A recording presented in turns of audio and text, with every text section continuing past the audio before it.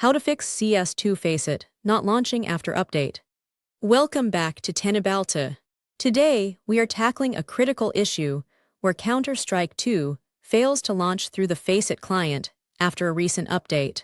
During our testing, we discovered that this is heavily tied to firmware compatibility and security module states. The first step we always take at Teknobalta is verifying the trusted platform module status within Windows. Press the Windows key, type TPM, MSc, and hit Enter to open the management console. You need to ensure that the specification version reads 2.0 and the status confirms it is ready for use. Next, we analyze the Secure Boot state, as Faceit anti-cheat enforces strict kernel-level security protocols.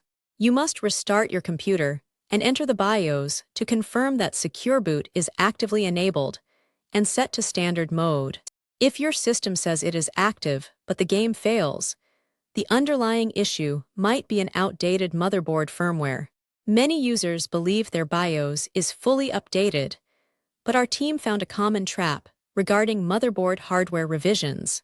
Manufacturers often release multiple physical versions of the same motherboard, such as Revision 1.0 versus Revision 1.1. Installing a BIOS for the wrong revision will either fail or leave security vulnerabilities unpatched. We recommend opening your PC case and looking directly at the bottom left corner of your physical motherboard. The exact revision number is printed directly on the circuit board, which is the only fully accurate way to verify it. Alternatively, you can use software like CPU-Z to check the mainboard tab for your specific hardware model.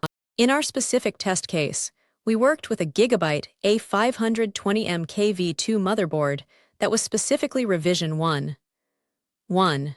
We navigated to the official Gigabyte support website and located the exact page for this specific hardware variant.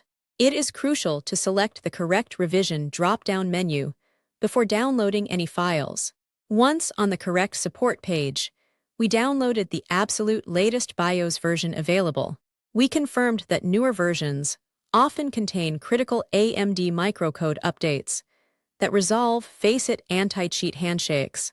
Save this compressed file directly to your desktop for easy access. To proceed safely, our team prepared a dedicated USB flash drive formatted specifically to the FAT32 file system. This older file system is required because most motherboard flashing utilities cannot read modern NTFS partitions. Right-click your flash drive, select Format, choose FAT32, and execute a quick format. After the drive is formatted, we extracted the downloaded BIOS folder contents directly to the root directory of the USB drive. You must ensure the main BIOS file is not hidden inside a subfolder.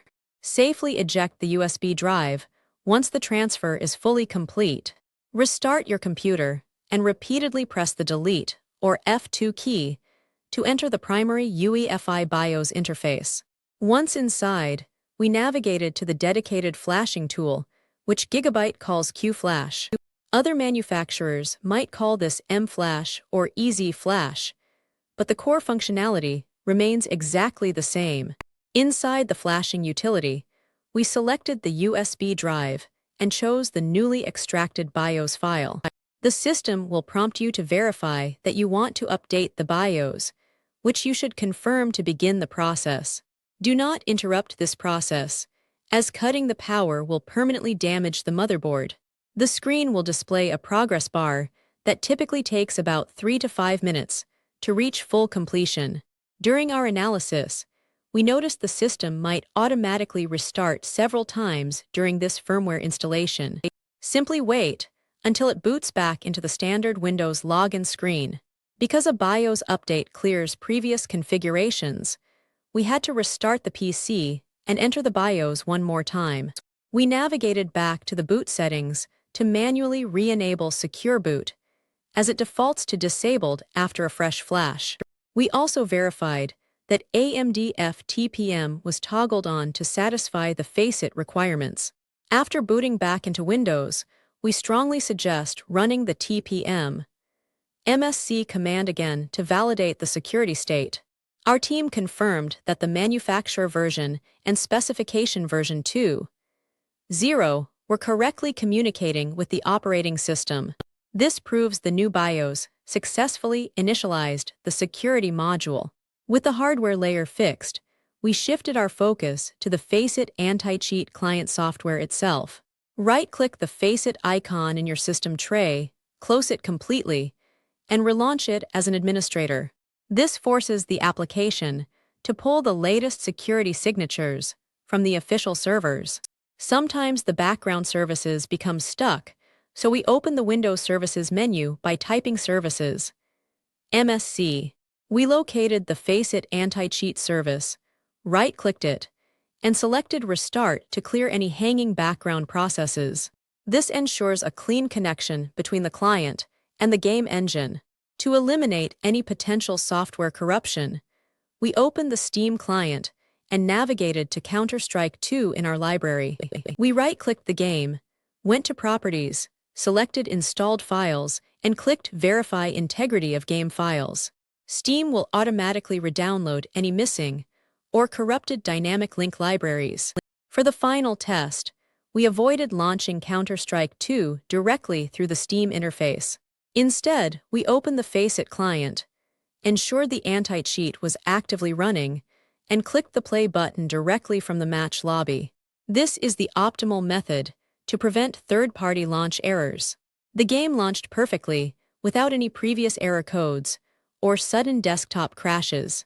We successfully queued into a competitive match, proving that updating to the correct motherboard revision firmware permanently resolves this issue. Always ensure your hardware revisions match your firmware updates exactly. We hope this deep dive helped you get back into your competitive matches smoothly and securely. At Teknobalta, we are committed to providing the most accurate technical solutions for your gaming setup. Don't forget to follow Teknobalta for more.